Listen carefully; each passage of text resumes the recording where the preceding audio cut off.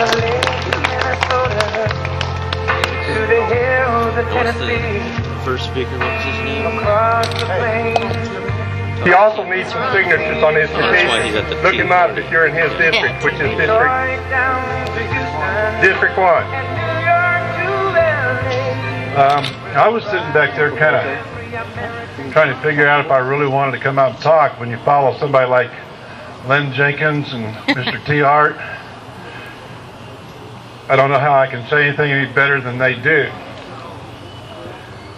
I feel quite honored to be here, and we have Senator Pat Apple and Representative Bill Otto, and I'm afraid I'm going to miss some others because there's some others in the crowd. But I was going to start off and talk about the fact that I believe in the Constitution, but today it looks like that's almost like preaching to the choir.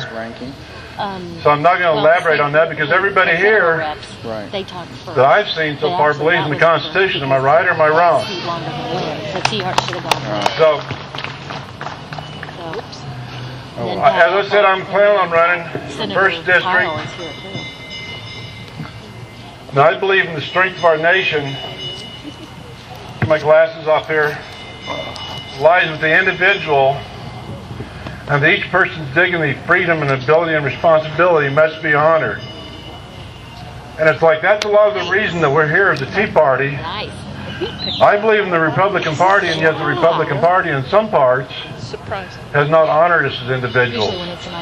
And that's why we're here today, standing up, saying, I want to be counted. I want the Republican Party to count me. And that's what I will commit to you, that as your commissioner, that I will do everything in my power to attempt to do things like controlling taxes, watch what we spend. How much of that I can't guarantee at the moment, but I will do everything in my power. And I believe the most effective government is the responsible government that's closest to the people. And that's why, instead of just putting the money up to get on the ballot, that I chose to go out and knock door to door and try to find out what is on people's minds. And one of the things that I've heard over and over, and it's on everybody's minds, is what are you going to do about my streets? What are you going to do about my roads?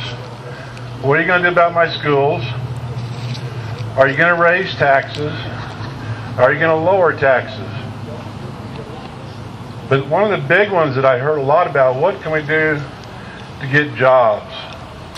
And it's like that's the big word that we tried to tell Congress, that we wanted jobs instead of health bills. So one of the things that I plan on doing, and I'll learn how much more I can influence this as the months go on, but I plan as a commissioner to do everything in my power to try to encourage business, small business, to come into this area, encourage people that live in the community. What can we do to help you learn to promote a business? Learn to help you start a business. Is there any kind of funding that we can look to put behind you? And how can we support you as a community? How can we get together with the Chamber of Commerce's, with the Main Street Association, with the City of Ottawa, and put our hands together and let's get things happening. Let's create business. Let's create jobs, because that's what everybody in the community wants, is more jobs, better income. It's like you really wouldn't be concerned about your taxes if you could make another $10,000 a month, right? Yeah. Anybody disagree with that? No. I know that's a crazy number, but that's the idea. The taxes wouldn't be such a bad deal if we were all making more money. But our taxes have inflated the money that we've made. So I don't want to take any more points because we have several other speakers, but I would like to have you request your support in my voting for District 1. That's precincts 2, 6, and 7. So I'd like to have your vote. And if you live in any one of those areas, I still need a few more signatures. I'm getting close, but I'd like to have your signatures. So Brad, who do we have next? Thank you for listening to me for a minute. All right.